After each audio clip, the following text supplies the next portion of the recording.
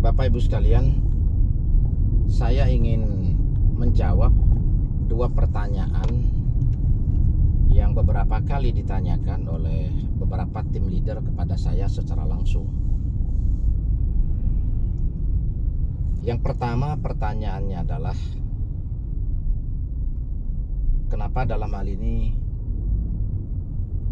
saya selalu aktif bagaimana berpikir tentang pola dan strategi, selalu aktif bagaimana menciptakan jalur distribusi testimoni yang mampu menjadi alat peraga dan mampu menjadi alat yang efektif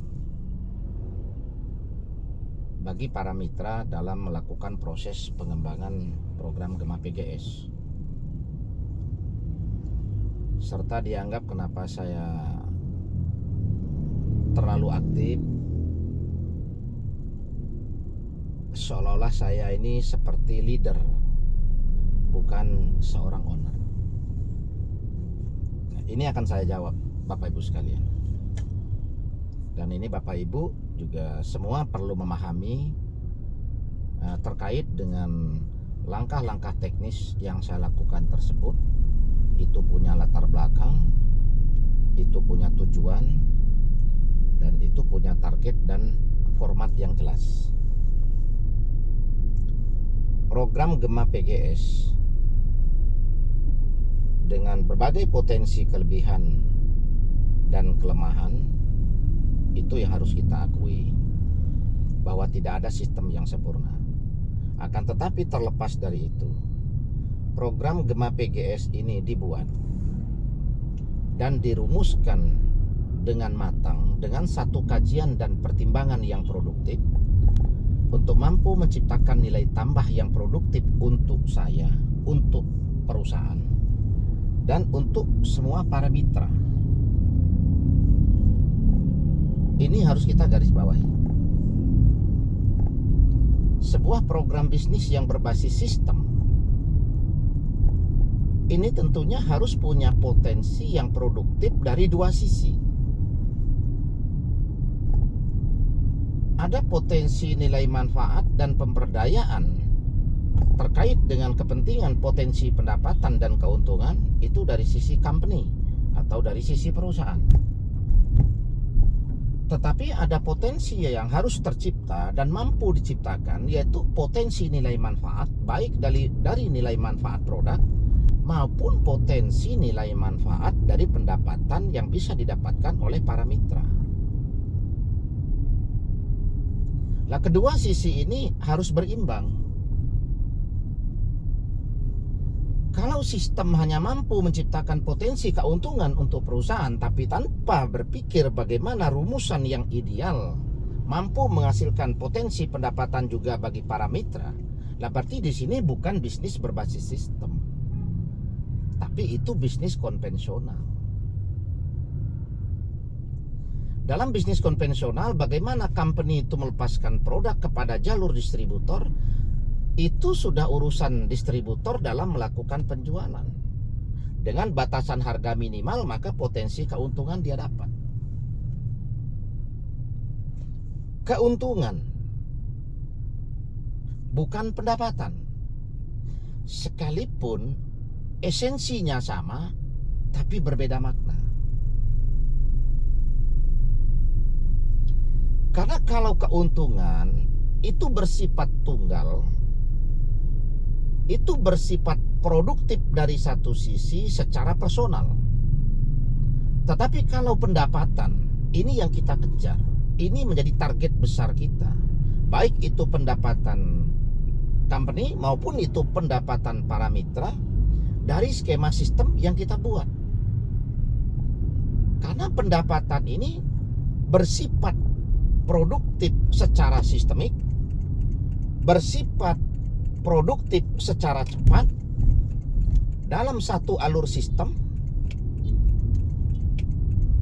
dan bersifat produktif yang optimal karena bersifat masif.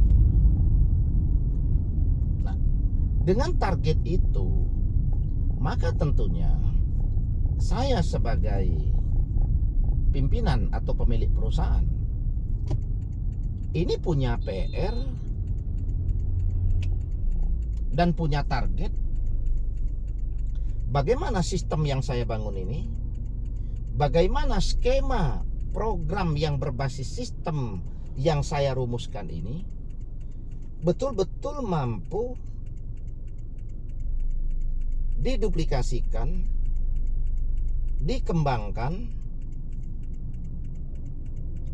dan dikonsolidasikan kepada semua mitra secara umum, sehingga terpahamkan, sehingga mampu menghasilkan satu potensi income sesuai dengan yang kita harapkan.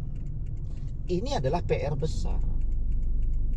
Sebagus apapun skema atau rumusan sistem, kalau itu tidak diberdayakan secara optimal, tidak diberdayakan dengan strategi taktis yang ideal dan tepat, ya tentunya dia tidak akan mampu membentuk karakter pasar dan membangun basic pasar yang efisien dan optimal. Nah, sehingga PR besar itu ya saya harus perjuangkan. Karena yang paham sistem ini, yang paham ruh dari tahapan sistem dan semua skema sistem yang ada di dalamnya, ya tentunya saya paham. Karena saya yang merumuskan dan saya yang merancang sistem ini. Nah, otomatis saya harus perjuangkan ini. Otomatis saya harus memaksimalkan pemberdayaan dalam pengembangan dengan berbagai rumusan strategi yang tidak henti-hentinya kita gali dan kita kaji. Karena tidak mungkin saya akan biarkan pola pengembangan sistem secara liar tanpa edukasi dan duplikasi dan tanpa strategi yang baik, tanpa rumusan strategi yang ideal. Karena tentunya hasilnya akan berbeda. Nah, jadi Bapak Ibu sekalian, itu adalah yang menjadi dasar atau menjadi latar belakang dari pertanyaan yang banyak disampaikan oleh rekan-rekan leader yang saya maksud. Terus pertanyaan yang kedua adalah, kenapa kita harus melakukan kegiatan meeting elite leader terbatas, bukan dibuka seluas-luasnya dengan pola training, sehingga semua mitra itu potensi bisa mengikuti dan tidak dibatasi kuota atau jumlahnya. Nah, jawabannya adalah dengan program kerja 5 minggu dan di minggu ke-10 menjadi miliarder, yaitu dengan tugas membentuk 2 agen setiap minggu selama 5 minggu.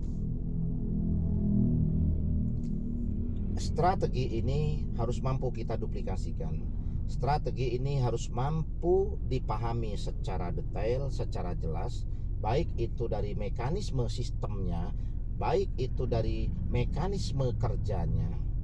Nah, ini harus dipahami. Strategi yang efektif dan pola kerja yang cepat untuk merubah kualitas hidup tanpa satu pemahaman, tanpa satu target dan etos kerja yang keras di lapangan, ini tentunya nggak mungkin bisa kita capai. Momentum ini berbarengan dengan terselesainya juga sistem bonus jutawan yang segera akan kita luncurkan. Sehingga nantinya pola duplikasi itu bisa masif, pola duplikasi itu bisa terukur dan tersistem, itu kalau kita paham. Untuk itu, saya ingin menciptakan role model, saya ingin menciptakan teladan dan contoh di lapangan, yaitu di basic market kita nantinya, dari potensi market yang sudah kita kelola, di mana produk-produk kita sudah mampu menciptakan testimoni dan nilai manfaat di lapangan, dan itu luar biasa. Itu hasil kerja dari semua rekan-rekan mitra PGS di lapangan. Akan tetapi saya menyadari struktur dan mekanisme pemahaman serta kapasitas pemahaman dari rekan-rekan leader ini tidak sama.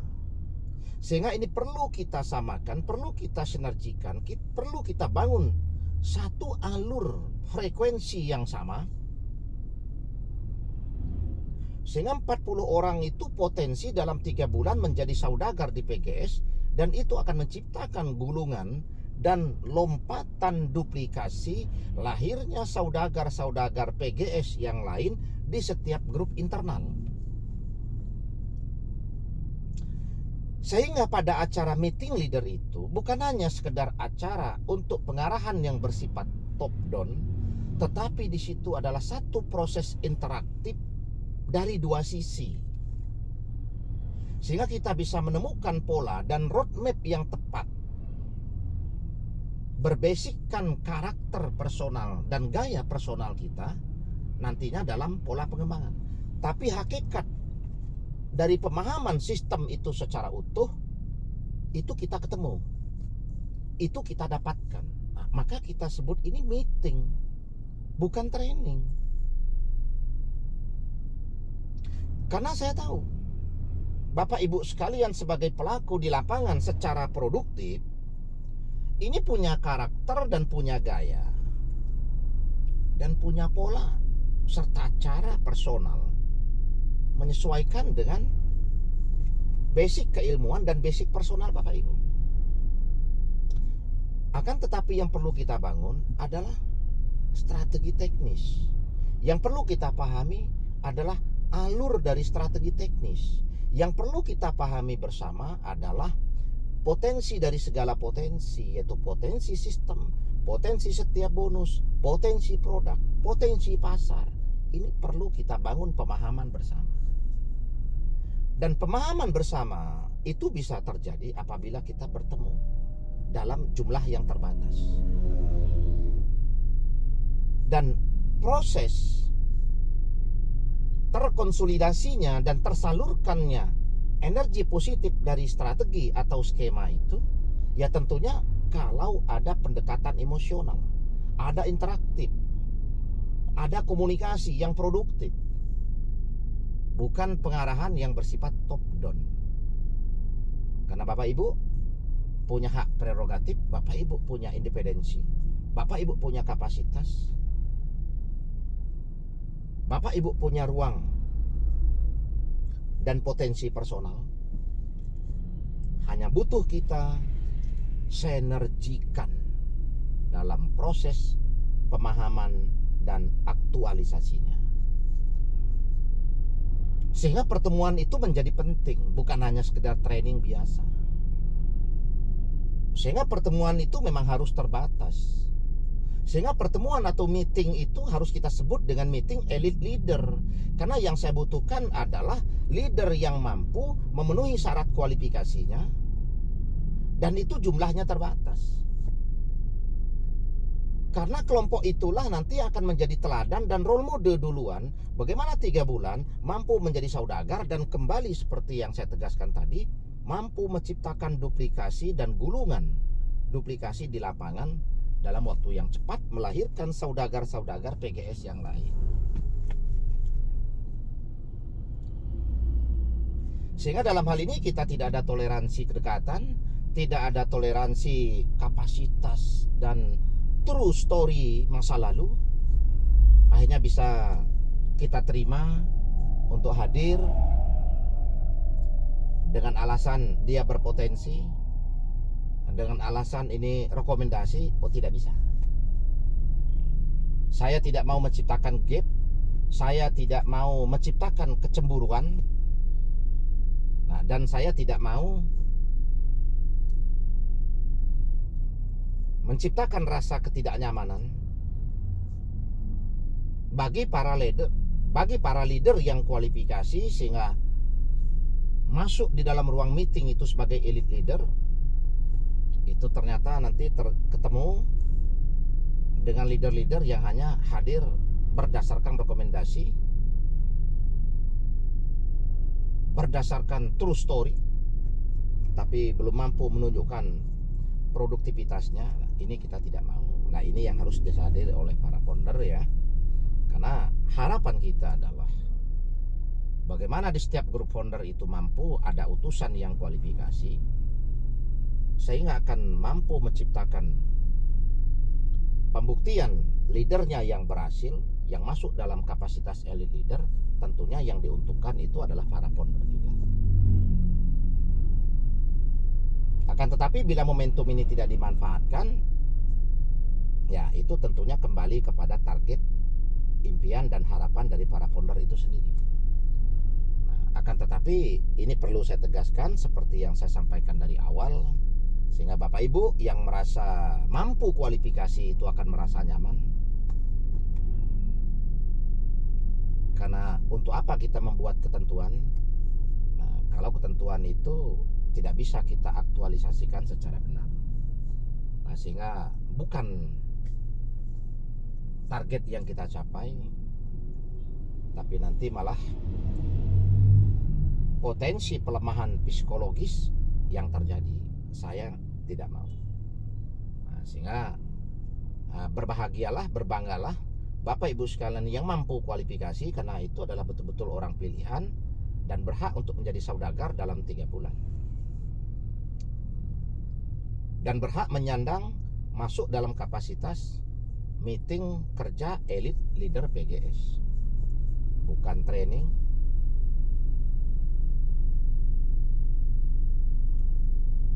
bukan meeting semua leader secara umum, bukan, tapi elite leader.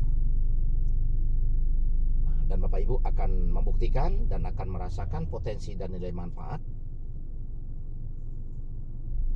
di saat Bapak Ibu berada pada posisi menjadi saudagar PGS dalam 3 bulan ke depan setelah kita melakukan meeting elite leader. Harapan saya adalah Bapak Ibu sekalian segera berparade, segera berlomba, segera bergerak, jadi orang pilihan, jadi orang yang berhak, jadilah orang-orang yang memang layak untuk berhak berada di posisi tersebut. Terima kasih.